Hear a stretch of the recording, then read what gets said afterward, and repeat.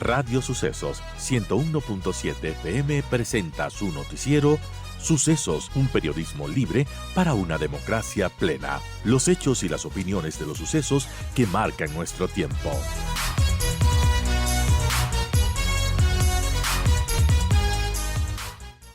Y bueno, ¿qué está pasando? Estados Unidos ha sumado un submarino nuclear o un crucero lanzamisiles al operativo frente a Venezuela para combatir el narcoterrorismo.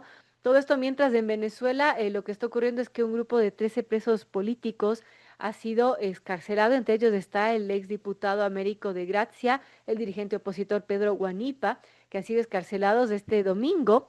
La decisión ocurre en el contexto de esta crisis política que atraviesa Venezuela desde las elecciones presidenciales de julio del 2024, elecciones que, por cierto, pues el mundo no las reconoce, solo ellos, solo el régimen dictatorial de Maduro, y que ahora se lo ve muy nervioso. ¿Qué podría pasar con todo esto?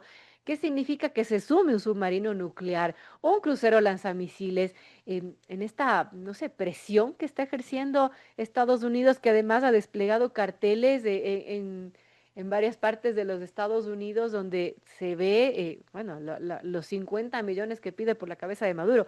Incluso aquí en el país, en Quito, se ha desplegado un cartel en las Naciones Unidas bueno, está ahí puesta la recompensa por Maduro. ¿Qué significará todo esto? Viendo ya, bueno, el mundo, ¿no? Como todo un tablero de ajedrez en este mundo de la geopolítica. Estamos con Esteban Santos, a quien le doy la bienvenida y le pedimos su criterio. ¿Será un bluff que está haciendo Donald Trump o realmente podría pasar algo aquí? Bienvenido. Gracias, Vero, qué gusto. Y esa es la pregunta, ¿no? Si es que esto va a ser otro taco, como le dicen a Trump, porque taco en inglés, este anacronismo de Trump always chickens out, al final se hace para atrás. Y esta frase que acuñó una vez que empezó esta guerra comercial con básicamente cambiando el orden, Todo el mundo.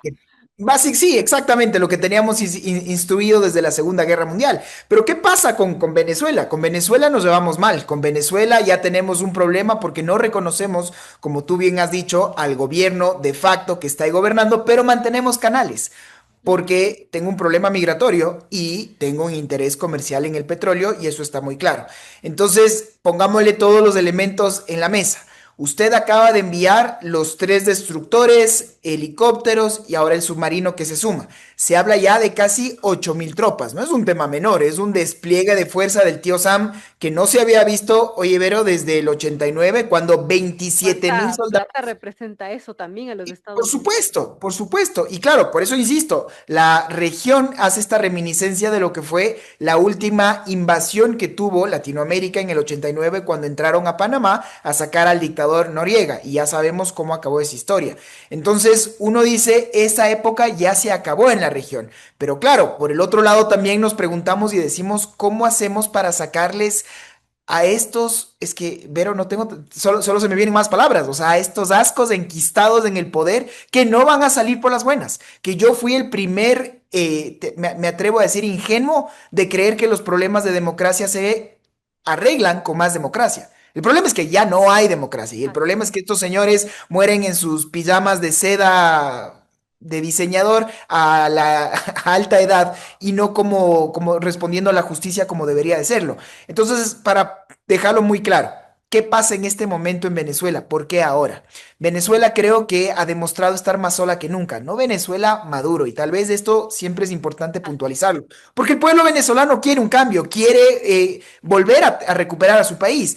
¿Quién está detrás del régimen de Maduro? Pues convocó, recordarás al ALBA, porque alguna vez trágicamente fuimos parte, pero estuvo sentado ahí Cuba y Nicaragua.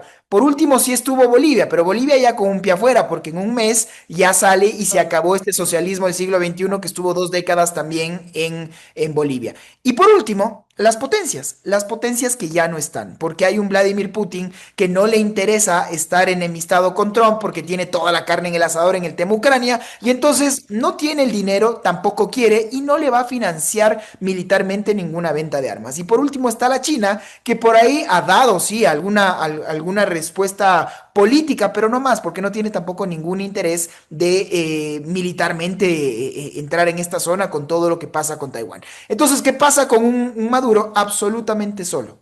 Solo, salvo un presidente, también me atrevo a decir que es el que pone un poco la discordia, No así su país, me explico, porque ha sido el presidente de Colombia, Petro, el que ha salido en defensa de Maduro, pero son sus propios generales, Vero, los que salen a decirle, oiga, cuidado a quién está defendiendo usted, y más ahora en los momentos tan inseguros y la reminiscencia también de lo que fueron el crimen que parecía que se acababa con Pablo Escobar, lo que lamentablemente está volviendo a vivir Colombia. Entonces la conclusión es que mientras tienes un Petro que quiere defender a Nicolás Maduro, tienes todo un establishment que le recuerda que han sido los mejores amigos de los norteamericanos por décadas y que queremos poner la honra país para defender a estos delincuentes, un poco lo que está en la tela de discusión. Y bueno, y además de que sea dictador Maduro, esto quizás es lo de menos frente a la acusación que ha lanzado los Estados Unidos de que, bueno, ubicarlo como el director de una organización que es un cartel de narcotráfico, como el cartel de los soles. Y eso no es algo menor, Esteban. Claro, Petro dice que eso no existe, ¿no? Y Claro. para que te des una idea lo sensible de esto. Y hay algunos senadores norteamericanos que han dicho esto es muy sensible lo que usted está diciendo y han entrado en una guerra directa con el presidente en Twitter y demás. Pero uno dice, a ver, primero los puntos sobre las is. ¿Por qué el cartel de los soles? Porque literalmente son las banderas que tienen impregnadas los militares, los generales en sus uniformes. Ellos son quienes comandan este cartel. A ese nivel de impregnación estamos hablando.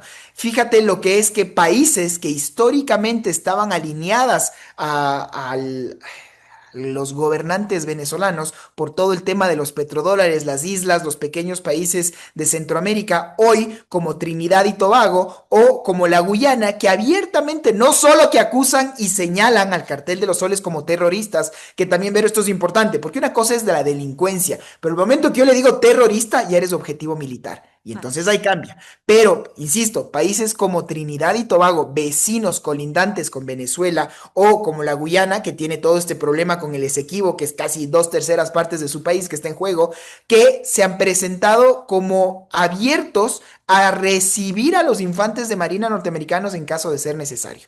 Entonces, por eso es que sube la tensión, Maduro quiere responder y dice que ha movilizado a 4.5 millones de milicianos. Pero solo te termino este argumento diciendo, fíjate cómo en estas elecciones que no reconoce nadie y que el mismo Maduro no pudo y no quiso presentar ninguna justificación y no tuvo las papeletas para demostrar ese nivel de votos, él dijo que votaron por él 3.3 millones de personas y ahora dice que tiene la capacidad de mover a 4.5 millones de milicianos con un beneficio inventario muy grande, ¿no? Y todos vimos por último estas fotos que casi que vergüenza o ternura nos daban de ver a señores de la tercera edad que comillas se enlistan a cambio de recibir algún tipo de dádiva o de subsidio de las CLAP que entrega el gobierno venezolano. Y así estamos. Entonces, por un lado, sí, no queremos pensar nunca más en intervenciones militares unilaterales. También vero entender que el sistema de Naciones Unidas está cooptado por este poder de veto y no va a pasar nada. Y que finalmente hay que entender que cuando hay una violación flagrante de los derechos humanos y estas violaciones sistémicas que se habla del crimen organizado, pues se está tomando una nueva determinación y eso es lo que está en juego en este momento.